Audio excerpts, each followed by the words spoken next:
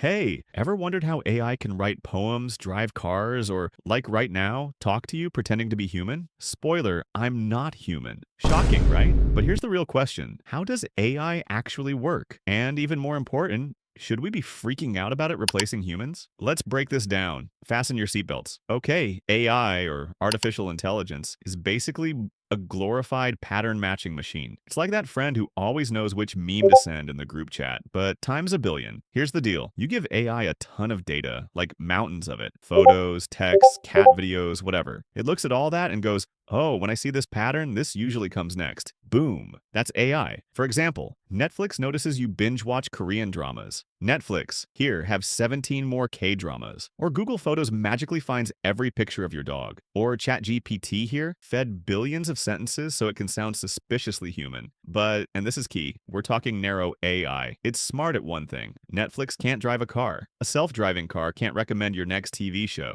And I, sadly, can't fold your laundry. Yet, let's oversimplify like pros. Imagine teaching a toddler to spot a cat. You show them 500 cat photos. At first, they call a dog a cat, a lion a cat, a chair a cat. Kids are chaos. But eventually, they figure it out. Pointy ears, whiskers, fluffy tail, cat. AI does the same, just without the tantrums. It uses something called neural networks, which are inspired by how human brains work. It's layers of mathy stuff. Input layer, hello data. Hidden layers, where magic math happens. Output layer, hey, I think that's a cat. The more data you feed it, the better it gets. Except, unlike toddlers, it doesn't need snacks or naps, just more GPUs. Ah, yes, the million-dollar anxiety. Short answer, kinda, but not really. Long answer, let's break it down. What AI can do better than us. Crunch numbers lightning fast. Analyze massive datasets without complaining. Automate boring, repetitive tasks. Example, AI can scan thousands of x-rays in minutes. It can write basic news articles. It can even compose lo-fi beats to vibe to while you pretend to study. But what AI can't do yet, feel emotions. Understand nuance or context the way humans do. Be truly creative.